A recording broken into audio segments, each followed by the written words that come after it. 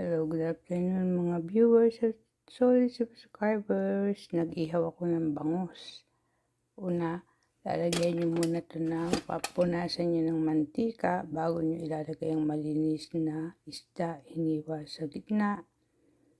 Tapos, naghalo ako ng toyo, kalamansi, saka naghiwa ako ng sibuyas at kamatis, saka lemongrass, saka isang pirasong spring onion. Nilagay ko rin yung liver niya. Yan, saka patak ng Knorr seasoning liquid, yung original. Tapos ang sausawan, patis na may siling laboy, saka kalamansi. Nilagyan ko yan ng konting toyo. Hinalo ko yung konting toyo na may isang pirasong kalamansi.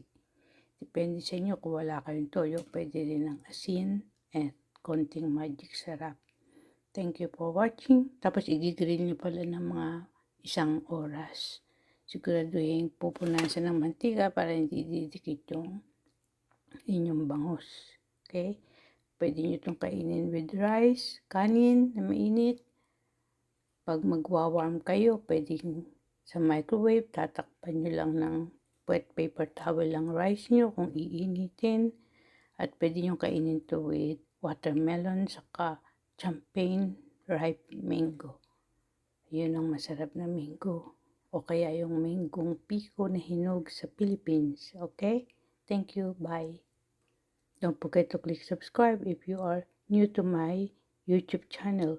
BC, may linya sa ilalim, 58. Bye!